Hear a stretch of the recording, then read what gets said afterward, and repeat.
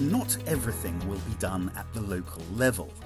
It would be a fundamental mistake to think that the world can be transformed by adding local transformations.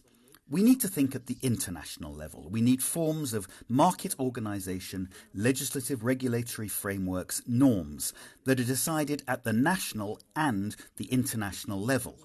To remake the world, we need to act both locally, at the level of the territories, nationally and internationally, and in a concerted manner.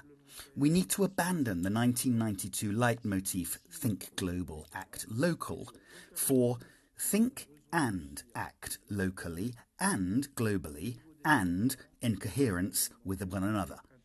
We must play on the capacities for contamination and coherence to be built between these different scales, and thanks to the lessons learned locally, manage to develop new national and international frameworks. There are two main options, it seems to me, from the point of view of the political economy associated with the transition to societies that are low in energy, carbon, minerals and materials and respectful of biodiversity.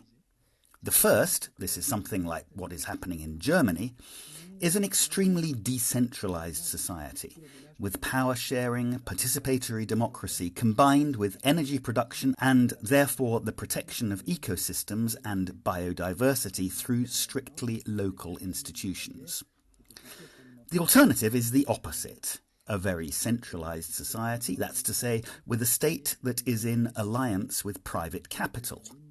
Why this alliance between private capital and the state? Because a renewable energy company is very capital intensive, a highly capital intensive company. Why?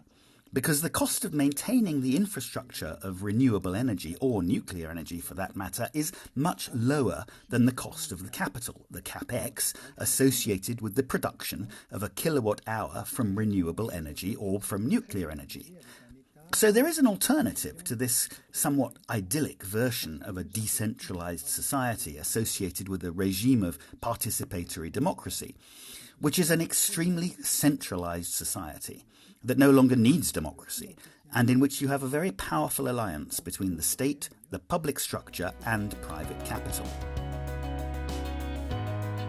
Because basically our great challenge from the point of view of governance is to recover what's called directionality in politics, the ability to govern without reducing the complexity of the interaction between the economy, society, and biodiversity. One quick way to regain directionality is to reduce complexity, and to do so, to abandon democracy, to set aside human development. To avoid this, the great challenge to be solved is to regain directionality without artificially reducing the complexity of the interactions between society, the economy, and biodiversity. When you think about the Sahel, you have a fairly negative view of what's going on there.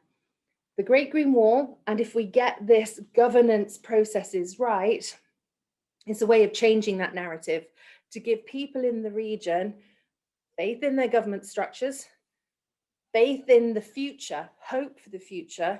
It's a way of really transforming the dynamic of an entire region. We've also seen through the speakers we've heard from an essential need for coherence, vertical coherence, horizontal coherence. Through coherence, I think we can have more synergies and possibly be able to develop governance systems that are new and shaped around these issues of working together, issues that we share today.